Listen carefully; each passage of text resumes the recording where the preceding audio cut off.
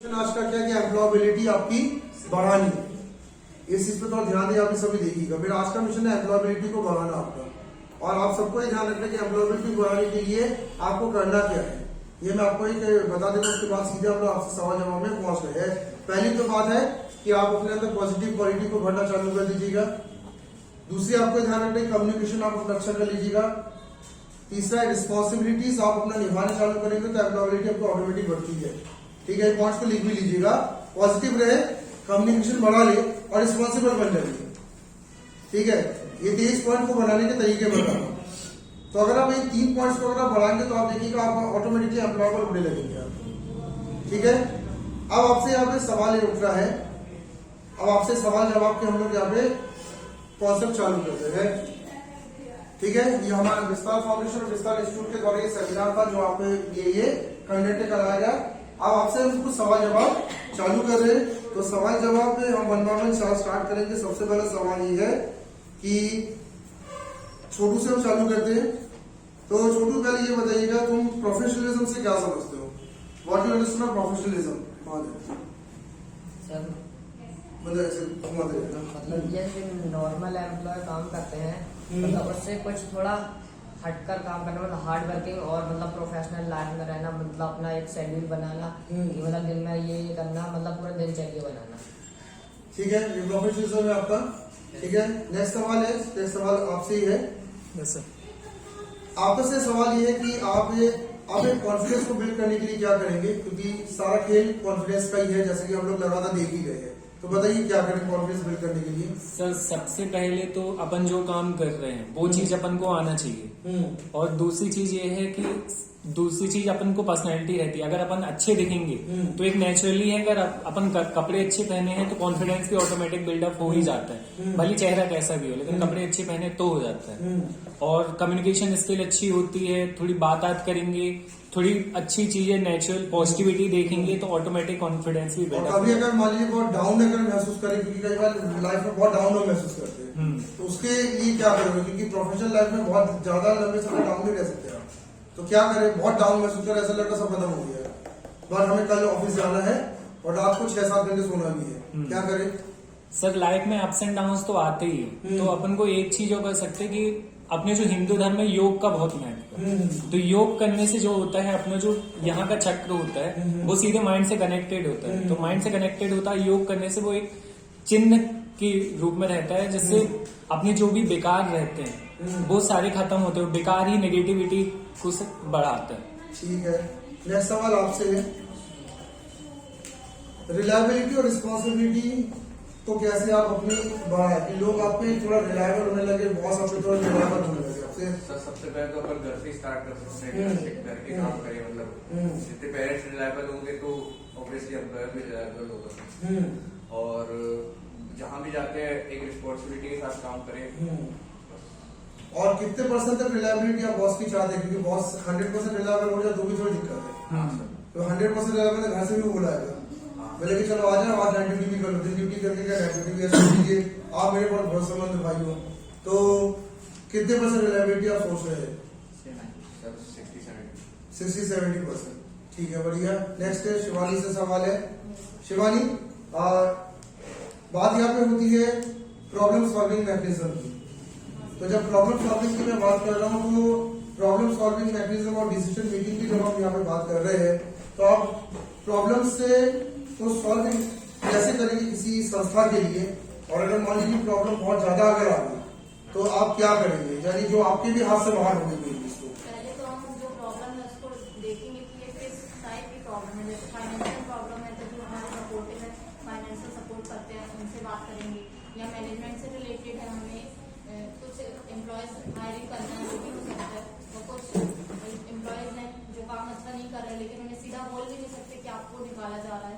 कुछ ऐसे पॉइंट्स देखेंगे जिससे कि हम उस प्रॉब्लम को ज्यादा देर ना करते हुए जल्दी सॉल्व कर सकें। और उसके साथ साथ अपनी जो टीम में मेंबर्स हैं उनसे डिस्कस करेंगे कि इस प्रॉब्लम में हम कैसे उनका सपोर्ट। और प्रॉब्लम सॉल्विंग में ध्यान रखिएगा, अगर स्ट्रेस लेवल आ जाए तो क्या करें? कई बार प्रॉब्लम इतनी बड़ी होती है कि आपको बहुत स्ट्रेस होने लगता है, क्योंकि बॉस आपको लगातार कह रहा है कि डू समथिंग और आपका दिमाग का काम नहीं कर रहा, स्ट्रेस लेवल आपके ऊपर बहुत तेज आ गया। तो स्ट्रेस लेवल मैनेजमेंट के लिए क्या करोगे, क्योंकि स्ट्रेस बहुत आता है कई बार, जो प्रॉब्लम बहुत हद से ज्यादा बढ़ रही है, बताए। सर उसके लिए हम मोटिवेटिव होंगे। सबसे पहले कि मोटिवेटिव होने के लिए हमें यूट्यूब का सहारा लेना पड़ेगा, जिससे कि हम कुछ देर उस प्रॉब्लम को हट कर अपने दिमाग को कुछ ऐसा सोचे कि जिससे हमें न्यू आइडियाज आए। अगर न्यू आइडियाज आएंगे तो हम उसके लिए कुछ अपना एफर्ट्स लगा सकेंगे, नहीं तो हम उसी प्रॉब्लम के साथ साथ खुद भी डिमोटिव होते रहेंगे और जो साथ में है उनको भी डिमोटिव। और जितने भी ध्यान रखना बड़े लोग हैं, जो कामयाब लोग हैं, अगर आप देखिएगा तो वो कुछ ना कुछ योगासन, मेडिसिन या कहीं ना कहीं कोई ना कोई ऐसे एलिमेंट से जुड़े रहते हैं जिससे वो अपने स्ट्रेस को मैनेज करते हैं। बैक मैनेजर्स को देखिएगा, सुबह सुबह जाएंगे बकायदा ब्रह्म कुमारी पे जैसे बैठे, ब्रह्म कुमारी से बैठ गए, अपने दिमाग को ठंडा कर रहे, कोई योगासन कर रहा है, कोई सुबह दौड़ लगा रहा है। स्ट्रेस मैनेजमेंट लोग हम लोग से ज्यादा करते हैं, 5 लोग के बैंक मैनेजर दौड़ लगाता है, और या बैंक के एम्प्लॉय 8 बजे उठ रहे हैं। तो स्ट्रेस लेवल मैनेजमेंट वो करते ही है, वो उसको करना ही आपको। नेक्स्ट लिखिएगा, नेक्स्ट सवाल यहाँ से स्टार्ट करते हैं पीछे से। सवाल आपसे ये कि टीम वर्क के बारे में आप क्या कहेंगे। टीम वर्क, हाँ, क्या होता है टीम वर्क, क्योंकि टीम वर्क में काम करना जरूरी है, और आप टीम वर्कर हो। अच्छा, तो क्यों नहीं हो टीम वर्कर जब आपको मालूम है कि 2 एम्प्लॉय तो मिल ही जाएंगे। टीम वर्क में अभी चल नहीं हूँ, क्योंकि अभी किसी के ऊपर भी मतलब हावी नहीं हूँ, रही चार के काम नहीं कर रहा हूँ मैं ये काम से तो कुछ होगा ही नहीं। तो पहले से आपको पता रखना है कि क्लास में जब कॉलेज में आप पढ़ते हो तो कॉलेज में भी तो इतने सारे स्टूडेंट थे, तो वो भी तो टीम बनी रही थी, वहां आपने टीम बनाई अपनी। अच्छा, कैसी टीम बनी आपकी। पॉजिटिव की जो घेरा का तो बॉडी कार्ड ले जाए, वैसी टीम बनी कि जो सिर्फ घेरा का तो बॉडी कार्ड वर्गी ले जाए, कि ऐसी टीम बनी जो आपको एक अच्छी जॉब में या अच्छे तो कोई कैंपस कोई अच्छा प्रोग्राम हो रहा है तो वहां टीम ले जाए, कि घेरा कर बॉडी कार्ड की मदद ले। ये भी एक फर्क पड़ता है। कैसे टीम मिला आपको बताइए। मेरे को तो अभी नेगेटिव ही मिली। नेगेटिव टीम मिला, ये देखिए मैं आपको बता दे रहा हूँ। आपके शुरुआती तौर पे तो आपके साथ खारी हो गई ना, आपको ऐसी टीम बनानी चाहिए थी जो आपको एक अच्छे तरफ डाइवर्ट करे, यानी कोई अच्छी जॉब के लिए ले जाए, कोई अच्छे सत्संग में ले जाए, या कोई एक अच्छा कोई प्रोग्राम है वहां आप लोग अगर जाए, लेकिन उसके लिए कहा जाता है मेरा गाड़ी को जाके खड़े हो गए, just wasting of time and energy. तो शुरुआत से अपनी टीम गलत चुनी, उसके बाद फिर आप गलत टीम चुनने कर आपने तो अपने गोल्डन टाइम को पूरा गड़बड़ कर ही दिया पहले से। नेक्स्ट सवाल है आपसे सवाल है कम्युनिकेशन स्किल के लिए क्या करोगे, क्योंकि सबसे पहला स्किल है, देखिएगा आप में से 90% लोग को बोलना ही नहीं आता है, और आप सोच रहे हैं कि 90% डिग्री से हम कुछ उठा ले, कुछ नहीं कर पाओगे। क्या है कम्युनिकेशन स्किल के लिए प्लान किया, बोलना तो आता नहीं, किसी सिखाया भी नहीं, और एचआर पहले ही बोलता कुछ तो बोलिए, बताइए। पहले तो मास्क नीचे करके थोड़ा बोलिए, क्योंकि आप इतना कोरोना नहीं है भाई, अच्छा इन्फेक्शन है। चलो बोलो क्या कम्युनिकेशन के लिए प्लान किया, क्योंकि इसके लिए कोई प्लान नहीं कर रहा। 90% यूथ बिना कम्युनिकेशन के बर्बाद हो रहा है, उनको इंटरव्यू में बोलना तक नहीं आता भाई, अपनी बात रखना नहीं। तो बैंक से लोन मांगने जाते, पता नहीं कहाँ बोल जाते, बैंक में भागा के भाग जाते नहीं तुम बोले, ठीक है। बैंक से लोन नहीं मांग पा रहे कि सर हमें बिजनेस करना है, लोन के लिए प्रेजेंटेशन नहीं है, जॉब के लिए प्रेजेंटेशन नहीं है, क्या करोगे भाई। कुछ नहीं करता, डिग्री जस्ट 30% जॉब, 70% तो तैयार नहीं। बोलो क्या करोगे कम्युनिकेशन के लिए, कम्युनिकेशन के लिए क्या करोगे। उसके लिए तो पहले अपन को तो मोटिवेट होना पड़ेगा। अरे मोटिवेशन की बात ही नहीं है, और क्या करोगे। बोलने के लिए हाँ तो क्या कैसे बोलोगे, क्वालिटी होनी चाहिए, जो बेस्ट क्वालिटी से हो जाता है, क्वालिटी से हो जाता है। कम्युनिकेशन के लिए क्या करना है, सबसे पहले मैं आपको बता दे रहा हूं, आपके समाज में भी बहुत सारे कार्यक्रम होते हैं, जाइए कार्यक्रम में बात करिए ना भाई।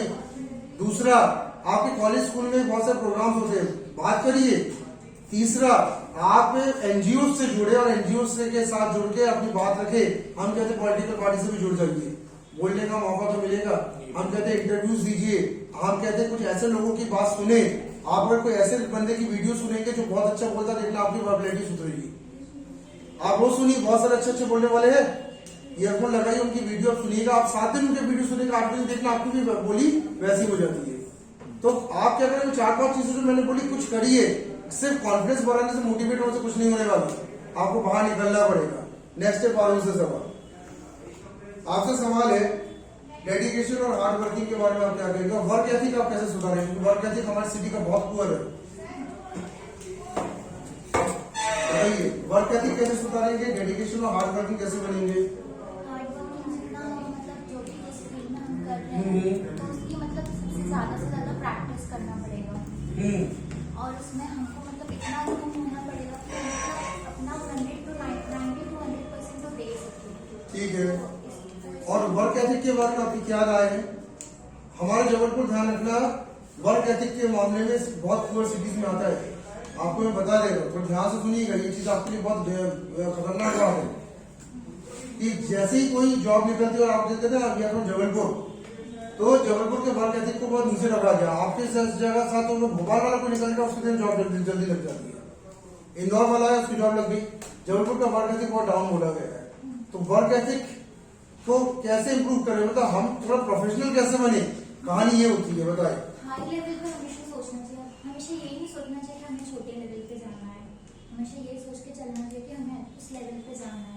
तो इस कारण हमारा वर्क एथिक बढ़ते जाएगा। ठीक है। नेक्स्ट है क्वेश्चन प्रांजल से। प्रांजल, आपसे एक सवाल यहाँ पे हो रहा है कि मल्टीटास्किंग की बात होती है, आप क्या पहले अपने बारे में क्या सोचते हैं? आप सिंगल टास्किंग हो कि मल्टीटास्किंग हो? क्योंकि पहले तो आपको पता होना चाहिए कि अभी तक हम पहुंचेगा सिंगल की मल्टी। अभी I would not consider myself that multitasking because अभी first of all मैंने इतना ज्यादा कुछ किया ही नहीं है to call myself multitasking, but one thing is that मैं हर फील्ड में काम कर सकती हूँ, किसी चीज में मेरा ये नहीं रहता कि मैं नहीं करूंगी या मुझसे लेकिन नहीं उसको होगा। प्रैक्टिकली प्रूव भी करना होता है। एचआर कहता है प्रैक्टिकली क्या चाहिए, एचआर मतलब कर सकती हो, तो दुनिया में सभी बोलते कर सकते हो। प्रैक्टिकली प्रूफ करने के लिए अभी आप क्या करोगे? क्योंकि अभी आपके पास अभी आप लोग सिर्फ स्टूडेंट्स हैं, तो व्हाट टू डू बताइए। प्रैक्टिकली कैसे प्रूफ करेंगे कि चलो हमें मल्टीटास्किंग है, वाकई हम करते हैं कुछ multitasking. So participating in activities, जो हमारे अराउंड एक्टिविटीज हो रही है उन सब में पार्टिसिपेट करो, रिगार्डलेस वो आपको कुछ बेनिफिट देंगे हाँ, नहीं देंगे। सबसे बड़ी बात आप सबको मैं बता दे रहा हूँ, जॉइन एनजीओ। ये जॉइन एनजीओ का नियम मैंने बड़े महानगरों से देखा। बच्चा वहां पे खाली टाइम में कुछ करता रहता है।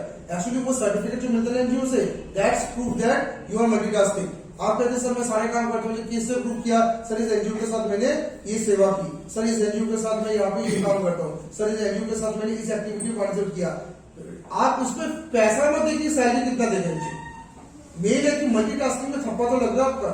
और एचआर जब देखेगा कर यार तो बाकी 8 से 10 एक्टिविटी करता रहता है, हर संडे कर रहा है, बीच बीच में जाके करता है, तो आपकी जॉब रेशो बढ़ जाता है। रिगार्डिंग अपना परसेंटेज डाउन है, क्योंकि जॉब रेशो बढ़ेगा, ये चीज थोड़ा ध्यान रखिएगा। ज्वाइन सब एनजीओ और उनके साथ अगर कुछ काम करा, देखिएगा एनजीओ की सील में बड़ी ताकत है। नेक्स्ट लिखिएगा। नेक्स्ट हमारे से सवाल है आपसे, सवाल जो लास्ट सवाल इसके डे का होगा, और एक अभी तो ये भी है। नेक्स्ट आपसे पहले सवाल है, आपसे सवाल हम ये कहना चाहते हैं, सेल्फ प्रेजेंटेशन के बारे में आप क्या कहेंगे? खुद को प्रेजेंट करने में आप कितने माहिर हो चुके हैं, बताइए। अभी तो मैंने कुछ किया ही नहीं। अरे कुछ किया नहीं, वो तो पूरे दुनिया जानती है। आपने आपको प्रेजेंट भी कभी नहीं किए क्या? मतलब कभी आपको ऐसा मौका मिला कि आपने कभी खुद को प्रेजेंट किया, अपनी तरफ से कुछ पॉइंट्स को आपने रखा होगा? इंटरव्यू वगैरह नहीं, इंटरव्यू तो ग्रुप डिस्कशन कभी नहीं आपने देखा? डिबेट्स में पार्टिसिपेट किया किए हो, तो उसमें खुद को प्रेजेंट नहीं किया कि आप कौन है, कौन सी स्ट्रीम से आप, आपका टॉपिक क्या है, प्रेजेंट किए हो? अच्छा, तो प्रेजेंट करने में आपको अच्छा आनंद आता है, बड़ा डर लगता है कि अरे यार कोई ऐसा ना हो कि गलत पॉइंट निकल जाए? थोड़ा सा लगता है। थोड़ा लगता है कि आप 100 में से कितना परसेंटेज खुद को प्रेजेंटेशन में अच्छा मान रहे हैं? 50 केवल। और कितना होना चाहिए प्रेजेंटेशन आपका? कितना अच्छा होना चाहिए? कम से कम 80 से 90% प्रेजेंटेशन आपका होना चाहिए, तब जाके आपको दुनिया सुनती है। आपको पता है, आप कहते हैं कि आपको कोई सुनता ही नहीं है, आप कहते हैं कि सर मेरी बात कोई सुन नहीं रहा, मेरे घर वाले मेरी बात नहीं सुनते हैं, मेरे मौसा मौसी मेरी बात नहीं सुनते हैं, मेरे भाई की बात सुन लेते हैं, चला मेरे दोस्त भी मेरी बात नहीं सुनते। दोस्तों को मैं अपनी बात कहता हूँ, दोस्त जो है वो अपनी अपनी करते रहते हैं। यानी आपकी प्रेजेंटेशन स्किल्स ही नहीं है, तो कहाँ से सुनेंगे? प्रेजेंटेशन स्किल्स को सुधारने के लिए हम कहते हैं ज्यादा से ज्यादा आप थोड़ा सा अपनी बात रखना सीखे। कुछ नहीं, कोई अगर आपको स्टेज नहीं मिलता है तो आप यूट्यूब स्टेज का क्यों नहीं यूज करते? आपको कहा गया यूट्यूब में 2-2 मिनट के वीडियो बना के डालिए, उससे आपका कॉन्फिडेंस बढ़ेगा, आपकी बात दुनिया सुनेगी, आपको लगेगा कि चलो मुझे किसी भी प्लेटफॉर्म दिया नहीं दिया, आपको डिजिटल प्लेटफॉर्म तो दिया ही जा रहा है ना। फेसबुक में अपनी बात बोल के डालिए, यूट्यूब में डालिए, जनता भी नहीं दिखती कौन देख रहा है। हाँ, लेकिन सबसे अच्छी बात है कि आपको कॉन्फिडेंस होता है कि मैं अपनी बात रख तो रहा हूँ। अब इंटरव्यू को लिए सर मैं यूट्यूब चैनल चलाता हूँ, सर मैं इसमें अपनी इस पॉइंट में मैं बात करता हूँ, इससे भी नौकरी मिलती है। क्या आपको पता है कि यूट्यूब चैनल जिसके होते हैं और जो अच्छे सब्सक्राइबर से चलते हैं उनको भी जब देखते हैं कि अच्छा आप इस चैनल को चलाते हैं क्या, HR इंप्रेस हो गया, अच्छा आप ये तो बड़ा पॉपुलर चैनल है, आप इस चैनल खुद चलाते हो, ये सब कितने साल से, 2 साल से मैं चला रहा हूँ लगातार। तो बोले क्या, उसके मन में पहले पॉजिटिव किया कि इसको तो जॉब में रखना है, जो यूट्यूब में आगे बढ़ सकता है, मेरे एजेंसी को कैसे नहीं आगे बढ़ सकता। तो आपको ध्यान रखना है कि कुछ ना अपने यूट्यूब में बात तो रखे ना, कोई ऐसा तो नहीं कि 2 मिनट में कोई बात करने से कोई आपके ऊपर कोई केस हो रहा है कोई। नेक्स्ट लास्ट सवाल आज के दिन का, चलिए आपसे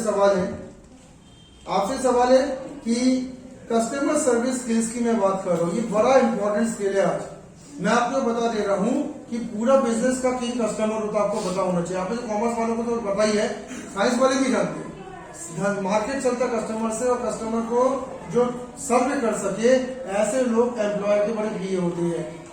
तो कस्टमर सर्विंग स्किल्स आप कैसे करके अपने अंदर बनाए, क्योंकि मैनेजमेंट भी चाहता है कि मैं तो अंदर कैबिन में काम कर रहा हूँ, बाहर कस्टमर आता है उसका हैंडल कर सके।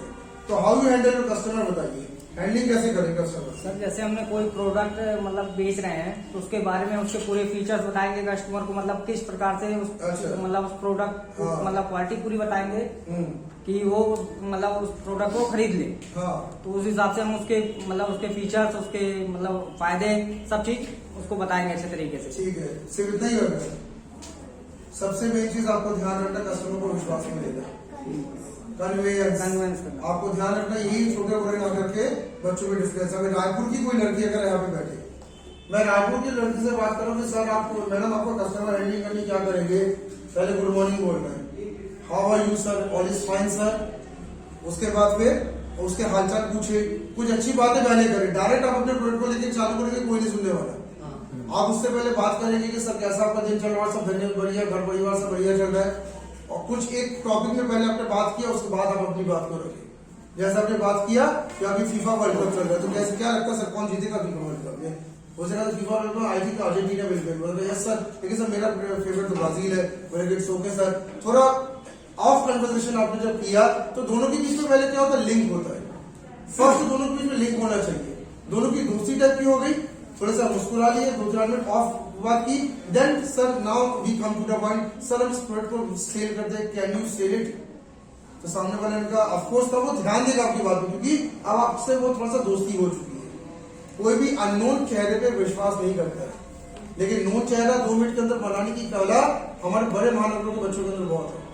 और कुछ हमारे यहाँ के सिटीज के भी लड़कियों को देखा जो काफी ऑफ बात करके पहले फिर अपने प्रोडक्ट को सेल भी कर देती है। तो कस्टमर हैंडलिंग के लिए मैंने क्या कहा, सबसे पहले आप उसके साथ एक रिलेशन बनाए, माइंड रिलेशन बनाए, देन आप अपनी बात रखेंगे तो लोग सुनेंगे। हम लोग भी क्लास में जब टीच करते हैं तो सीधे टीचिंग नहीं चालू करते, थोड़ा पहले इधर उधर की बात करते हैं। देन आपसे जो रिलेशन बनता है, आपसे इंटरेस्ट नहीं रखते मेरे ऊपर, देन मैं टीच करना चालू करता हूँ। आपने एक मेरा मैकेनिज्म कई बार देखा होगा। थोड़ा सा मैं आपके पूछता हूँ, और सुना कल कौन जीत गया? सर इंडिया जीत गया, चलो अच्छा रहा सर, रोहित शर्मा बहुत अच्छी बैटिंग किया। सर आप लोग तो इंटरेस्ट आ गया, तो सुबह ऐसे करके थे, मैंने सर अच्छा लगा, सर चलो अब आप पॉइंट में आते हैं, हाँ ये सर आप पॉइंट में आ जाते हैं, तो आप फिर पढ़ाई करते हैं मेरे साथ। तो बस ये चीज मैं क्यों करता हूँ सुबह, ये भी मेरा एक फैक्टर है।